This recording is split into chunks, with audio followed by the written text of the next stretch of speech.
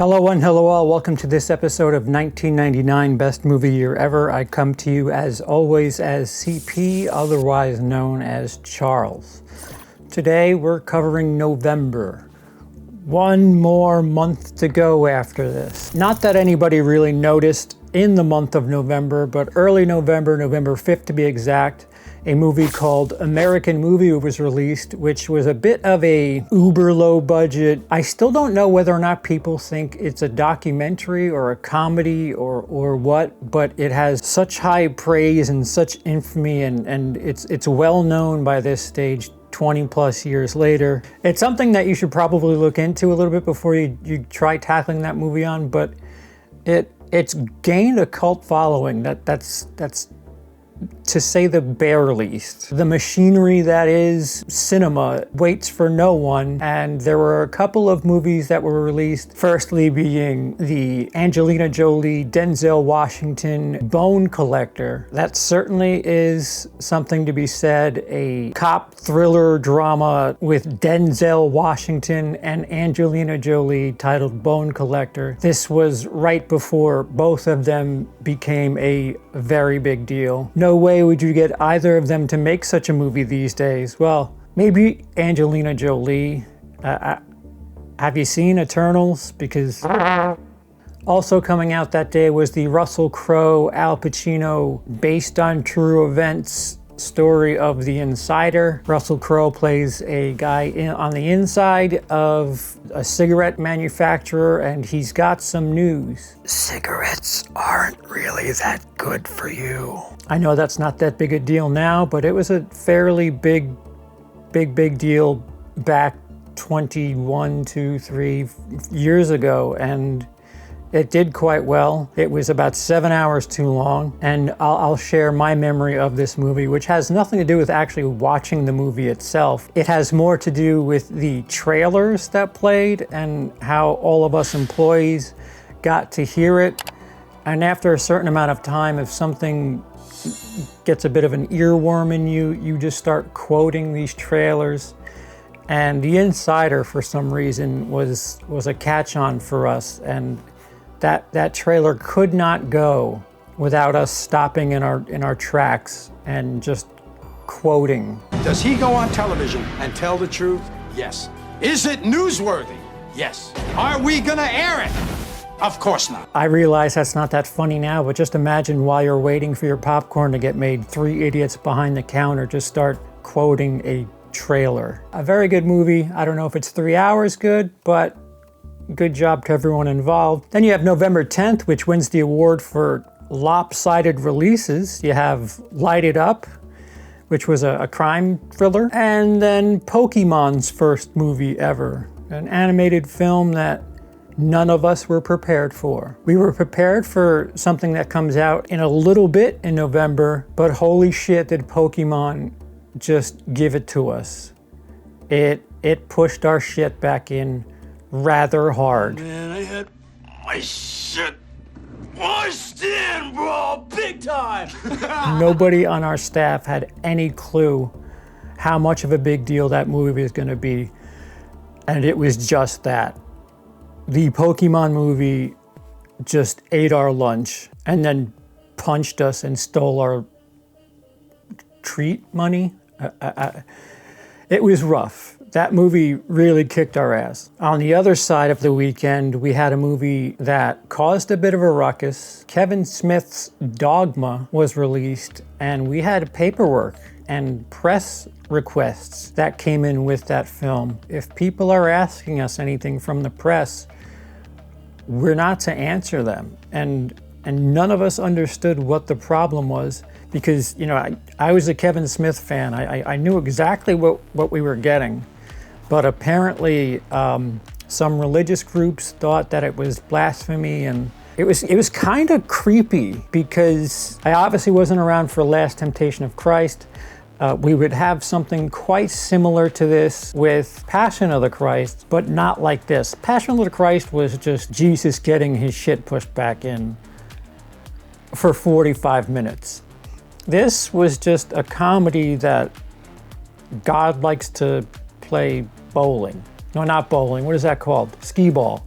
and we were to answer questions about how we feel about it and do we think it's against the religion. And I remember we saw it in the movie theater, usually the Tuesday, sometimes Wednesday, sometimes Thursday, even as early as Monday. We get the film print in early and the projectionist puts it together, and we're the ones that get to test it. And we get to make sure that the folks over at the Hollywood studios can go ahead and make as much money as they can, not worrying about a broken print. And I remember seeing it and thinking, yeah, it was funny. I honestly don't know what the fuss is about, but for 3 or 4 days straight, we had people lining up. There was one day, the Friday, where people were protesting the film altogether. It's not like they weren't trying to prevent people from seeing the movie. It was just kind of a, stand in the way, but shimmy out of the way if people asked you to. It was a very bizarre standoff, if you can call it that. And for as much as HR and everybody behind the scenes made us think we were in for some deep shit, it was just kind of like, these people are going to stand on our sidewalk and they're going to voice their displeasure while holding signs. I do remember one guy wearing a cross, which Jesus isn't really in Dogma, so if you're gonna bitch about a movie, at least figure out who the characters are.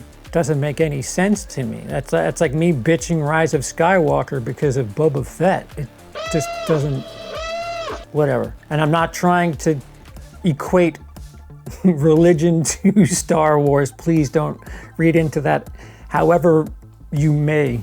But it was a mere attempt at humor, much like Kevin Smith did with Dogma. Organizers in Eatontown had hoped for hundreds to join them in the protest against the movie Dogma.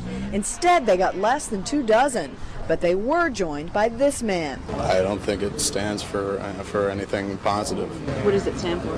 I don't know, but I've been told not good. Later on in the month, November 19th, we had a bunch of heavy hitters. First of all, you had the children's movie that we were all prepared for, and that is Pixar's Toy Story 2. And that one hurt. Ouch, did Toy Story 2 really, really give it to us. And there was no savior from it. And as if that wasn't enough, November was already shaping up to be one of the most bizarre, busy times that I had been there, especially not considering it wasn't a summer month. But already by mid-November, things were messy. Then you had a James Bond movie, which, granted, let's call a spade. We're in the US. Not nearly as big a deal here as it would be.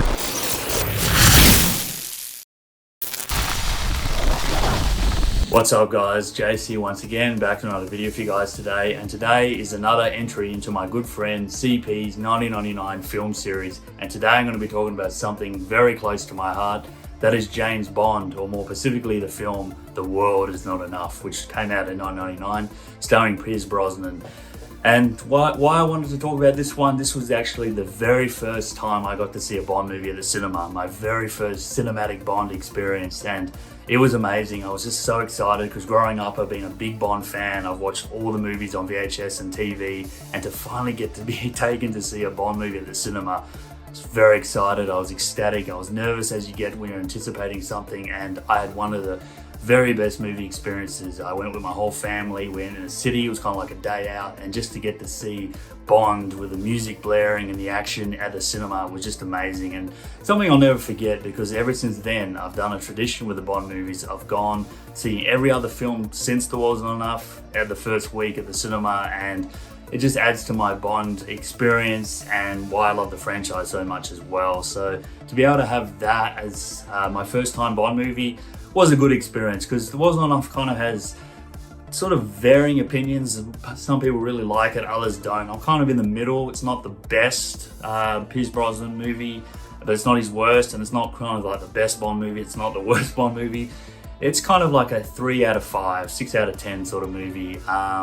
good villain. You got Robert Carlyle in there, Sophie Massieu as well, and then Denise Richards as Christmas Jones. What can I say? I really think they just put her in there for that Christmas joke at the very end. You know what I'm talking about, Bond fans. But yeah, it's overall good film. I actually did a Pierce Brosnan movie watch, all his films before the new one came out, No Time to Die.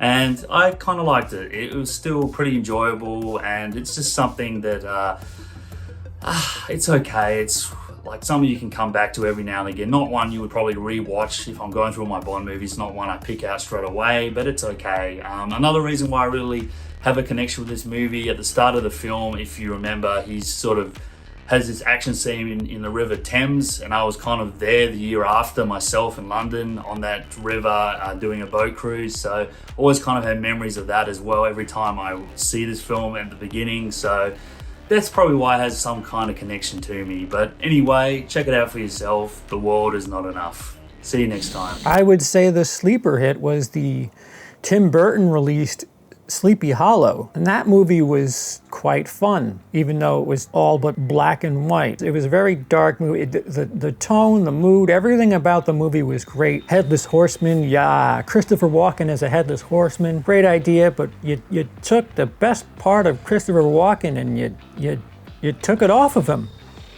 Why would you make Christopher Walken headless? Anywho, it was good for what it was, and it was a nice little change of pace in case you happened to go see Toy Story and were sold out. As long as you didn't have little ones with you, Sleepy Hollow was probably the next best choice. And to end the month, on November 24th, Arnold Schwarzenegger came back to give us End of Days. You have to keep in mind that the Y2K craze was up and bustling.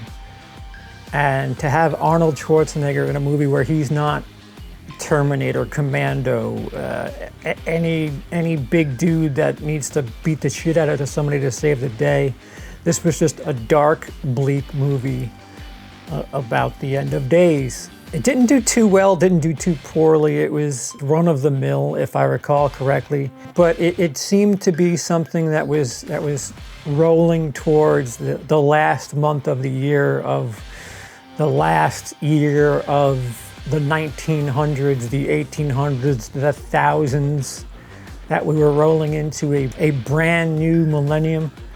Millennia? The number was going to turn to a 2, whatever that means. And movies like this were certainly getting you jacked up and prepared for that. Yeah. Have you seen any of these movies listed in this film? I apologize for being so quick, but I didn't have much to go on here. I was expecting to have a couple of guest spots and didn't, but I can assure you there are a bunch for December, and that will be the last month of 1999 Best Movie Year Ever, and I hope you're here to check it out. If you aren't, by all means, click that thumb, hit the subscribe button, and get the notifications to let you know when it will be up. And if you enjoy stuff like this, or just this in general, clicking the thumb will help us out greatly. We're tend of in a spot where we don't get suggested stuff to the algorithm, which, you know, I'm not bothered by it. I'm just hurt, is all. No, that's it for this November 1999 Best Movie Year Ever. I have been CP.